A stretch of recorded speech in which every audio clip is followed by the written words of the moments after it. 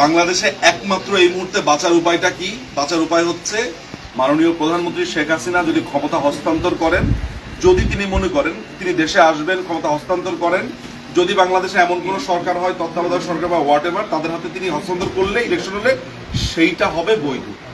Otherwise এই যে তারা 106 অনুচ্ছেদের কথা বলছে, এই যে তারা বলছে যে আমরা 106 অনুচ্ছেদের সমস্ত কিছু জেনে রাখেন, আমি একজন আইনজীবী এবং আমি কনস্টিটিউশনের উপরে আমার যতদূর জানাশোনা আছে, এটা একটা কমপ্লিটলি একটা দখলদার বাহিনী চলছে। আমি শুধু এতটুকুই বলি যে আমাদের জয়টা খুবই কাছাকাছি।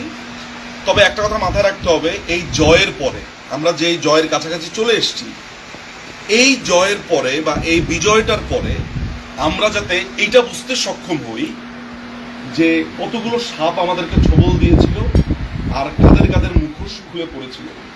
একই সাথে যাতে আমরা না ভুলে যাই এই যে হৃদয় মিয়াদের মতো বা এই তরুণ যারা ছাত্রলীগ, যে ছাত্রলীগকে সবচাইতে বেশি তীর গ্রহণ করেছে কারা?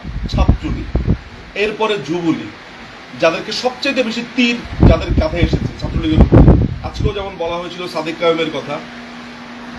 আসলে একটা মানুষ যখন বলে মুজিব আমার প্রাণ, আমার জান, তখন আসলে তার হাজার টেস্ট করেও বোঝা যায় না সে খন্দকার মোশতাক নাকি সে আসলে তাজউদ্দিন আহমদ।